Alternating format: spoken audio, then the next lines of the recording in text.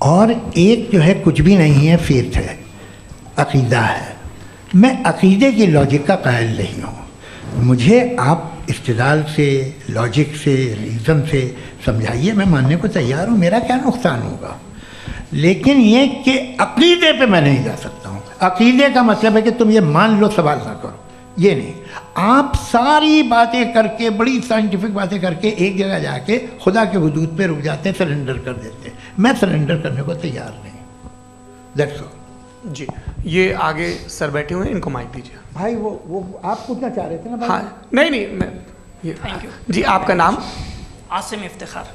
आसिम जी, पूछिए।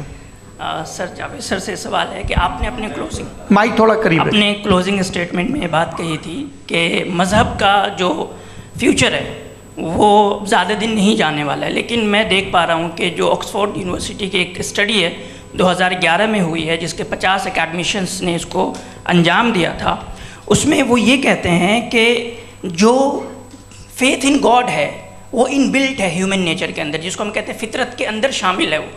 और वो ये कहते हैं कि अगर कोई ये समझता है कि मज़हब को वो ख़त्म कर देगा तो ये उसकी गलत फहमी है।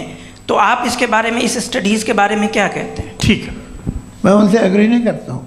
वो कौन से प्रोफेसर होंगे? ऐसा उनके पास डेटा है, इन्होंने डेटा के बेस होगा। डेटा क्या हो सकता है? फ्यूचर का डेटा तो नहीं हो सकता ना उनके पास, प्रेजेंट का डेटा हो सकता है। डेटा आपने सुना 100 साल पहले का बाद का डेटा? मैंने तो नहीं सुना आज तक। तो आज उनकी ये राय है और होगी राय, ठीक है। दुनिया में तरह तरह की राय है लोग, लेकिन मैं समझता हूँ कि वक्त के साथ इंसान ज़्यादा से ज़्यादा रीज़नेबल और लॉजिकल होता जा रहा है। आज आप देखिए वेस्टर्न यूरोप में क्या परसेंटेज है नॉन बिलीवर्स की, बहुत हाई।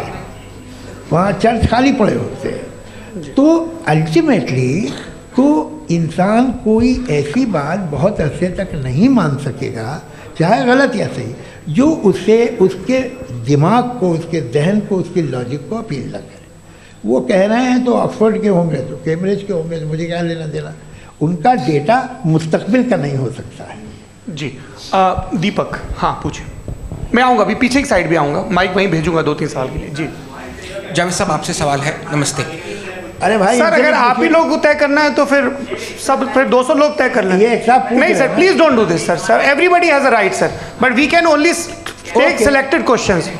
नो सर, अरे ये यंग लोग भी हैं तो इनकी ये अब उतने यंग, भाई आप यंग हैं कि नहीं हैं? वो कह रहे हैं वो भी यंग हैं साहब, आप उनकी नौजवानी पर दावा उनको ही करने थे। हाँ मुफ्ती साहब, आप यंग, हाँ पूछे। अरे भैया सर, मेरा सवाल ये है, कुछ इनसे भी तो पूछो। जी नहीं, बस आपसे एक सवाल है। जैसे थीस्टों के पास, अपने जो ईश्वर को मानते हैं, उनके पास अपने सोशल गेट टुगेदर्स हैं। 5 रोज़ा क्रिसमस आने वाला है, होली है, दिवाली है, ईद है। एथिस्ट क्या ऑफर कर रहे हैं? मतलब मैं इनकी दुकान से बोलूँ, मैं आना चाहता हूँ उस तरफ, पर मैं अट्रैक्ट नहीं हो पा रहा हूँ। मैं सोशल गेट टुगेदर्स क्या है आपके पास? वो ये कह रहे हैं कि जो धार्मिक लोग हैं, अलग अलग धर्म के लोग, उनके उत्सव त्योहार, कॉन्ग्रेगेशन बहुत हैं। अब आपको मैं एक सुनाता हूँ, यहाँ हिस्टोरियन भी बैठे हैं। मृदुला जी, आप बताइएगा सही है कि नहीं। ये एक कॉन्स्टेंटाइन, एक ग्रीक रोमन बादशाह था, जो क्रिश्चियनिटी आने के 400 साल बाद उसने डिसाइड किया कि मैं क्रिश्चियन हो जाऊंगा, मेरी पूरी स्टेट कैंसिल हो जाएगी। उस ज़माने में ऐसे ही होता था, राजा जो धर्म इख्तियार करता था वो जनता भी कर लेती थी, इसलिए कि वो हो गया था बैंकरप्ट। और उसे जो मेडिटेरियन कोस्ट के रिच क्रिश्चियन वो थे मर्चेंट, तो उससे पैसा चाहिए था। तो उसने कहा यार क्रिश्चियन हो जाओ। तो उसने अपने वजीर से कहा कि भाई ये हिस्ट्री है कि अब हम लोग क्रिश्चियन हो जाते हैं। पहले सर हो जाएंगे, कोई प्रॉब्लम नहीं है, लेकिन एक प्रॉब्लम ये है कि 17 दिसंबर से 25 दिसंबर तक जो पेगन फेस्टिवल होता, जो पेगन जो फेस्टिवल होता है वो बंद हो जाएगा, इसलिए कि हम क्रिश्चियन हो गए तो होगा नहीं। तो वो बच्चों को बहुत बुरा लगेगा, पब्लिक को बहुत इन्जॉय करते हैं, ख़ासतौर से 25 को मेन डे। उसने कहा हाँ ये तो सही कह रहे हो, ये जीसस क्राइस्ट की पैदाइश कब थी? कहते साहब वो अप्रैल में थी। नहीं, कट करो, वो 25 दिसंबर को है। ये हकीकत है। जी। और 400 साल बाद क्रिश्चियनिटी के अप्रैल से दिसंबर ले आए, और इसलिए कि यहाँ पेगन फेस्टिवल होता था। अब मनाते हैं आप आराम से। ये जो सारे फेस्टिवल हैं ये रिलीजन से, हर एक को एक इंटरटेनमेंट डिपार्टमेंट चाहिए होता है अपनी कंपनी चलाने के लिए। तो ये रिलीजन ने, ये सेकुलर त्यौहार थे जिन्हें रिलीजन्स ने ले लिया है। ये मौसम के थे, फसलों के थे, किसानों के थे, उसको आपने लेके रिलीजियस रंग दे दिया। ये कोई रिलीजन से थोड़ी आए हैं आप। अच्छा हमें देखिए, हम तो मुल्द हैं, हम ईद मनाते हैं, हम दिवाली मनाते हैं, हम होली मनाते हैं, हम क्रिसमस मनाते हैं। बम्बई की फिल्म इंडस्ट्री की सबसे बड़ी होली हमारे घर में होती है, सबसे बड़ी ईद हमारे घर में होती है। वो हमारी सोशल वो है, हमारा हेरिटेज है। ऐसा थोड़ी है कि we will throw the baby along with the water. ये तो अच्छी चीज़ है, इन्हें रखो, जो बेकार है फेंक दो। जी हाँ हेलो जी, मेरा सवाल नादवी जी से है। जैसा कि आपने बोला कि गॉड टाइम के भी परे हैं और गॉड इतनी कॉम्प्लेक्स चीज़ है कि उसे ह्यूमन माइंड समझ नहीं सकता, और गॉड ने अर्थ पे फ्री विल भी दे दी है, तो आप अपना वक्त ज़ाया क्यों कर रहे हैं गॉड के बारे में बात करके? अपन को तो बात करनी चाहिए कि सोसाइटी को बेहतर कैसे करें। जी, मैं गॉड वही बताता है सोसाइटी को कैसे बेहतर करें। अभी मैं आपका जवाब देता हूँ।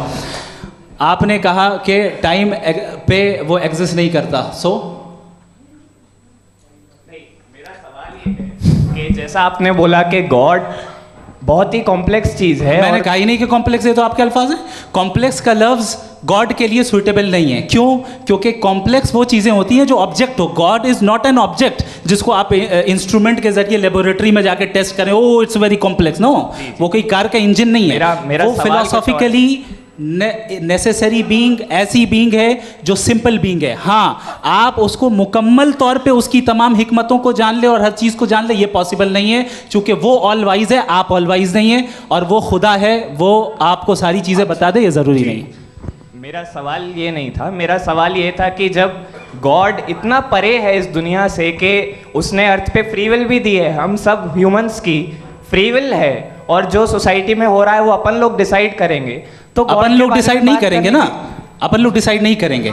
गॉड जो है, गॉड ने वो उसकी ज़ात, उसकी एग्जिस्टेंस टाइम एंड स्पेस से परे है, लेकिन वो हमारा टेस्ट ले रहा है और उसी गॉड ने हमें बताया कि तुम्हें क्या करना है क्या नहीं करना है, तो जाहिर है उस गॉड की बात सुनेंगे ना। जी, वो पीछे एक चश्मा लगाए जो मैम खड़ी हैं, उनको दीजिए। हाँ, आप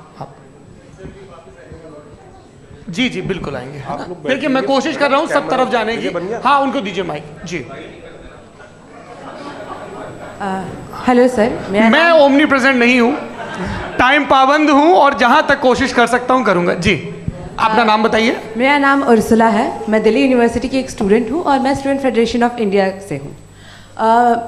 मेरा सवाल मुफ्ती जी से है कि इस हॉल के इस कमरे में बैठ के हम लोग रेप की मोरालिटी के बारे में फिलोसफिकली बात तो कर सकते हैं, बट असलियत ये है कि रोज़मर्रा की ज़िंदगी में औरतें रेप के थ्रू गुजरती हैं, और हम लोग सिर्फ नंबर्स पे इस तरह नहीं देख सकते, क्योंकि कितनी औरतें हैं इन कंट्रीज़ में जहाँ पे आप बता रहे हैं कि केसेस कम हैं, जिनका एक्सेस है कि वो जाके केस फाइल कर सकें।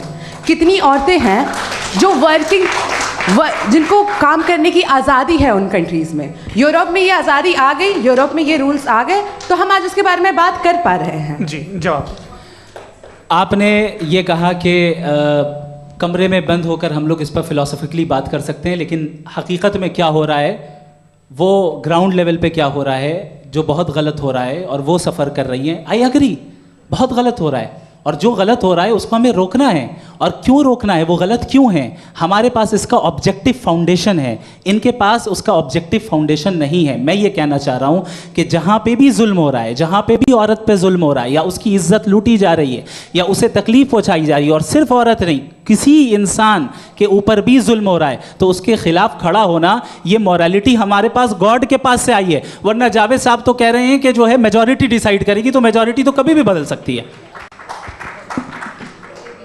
क्या आप ये थोड़ी सी आपको गलतफहमी है। मैं अगर मेरे जुमले से ये मदनत निकला या मैंने कहा, तो ये जुमला मैं वापस लेता हूँ। ये मेरा मतलब ही नहीं था कि मेजॉरिटी डिसाइड करेगी। मेजॉरिटी डिसाइड करे तो दुनिया में बड़ी, वैसे आपने कहा था ये जुमला। अच्छा, हो सकता है, मैं मान रहा हूँ, बाद में रिकैप कर लेंगे। अरे एक सेकंड, मैं अपनी एक्सप्लेनेशन देता हूँ।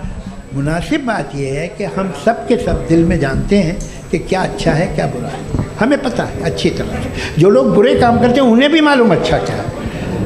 यही तो सवाल था हजरत सर, कि फिर ये मोरालिटी आई कहाँ से? क्रॉस एग्जामिनेशन, हाँ जी हाँ जी। मोरालिटी साथ रहने की डिजायर से आई है। यानी साथ रहकर जो कुछ कह दे जो कुछ कर दे वो हो जाएगा? नहीं नहीं, तो आप कायदे से रह ही कर सकते हैं जब तक लोगों में मोरालिटी हो, वरना आप क्योस हो जाएगा। ये आपको कैसे पता?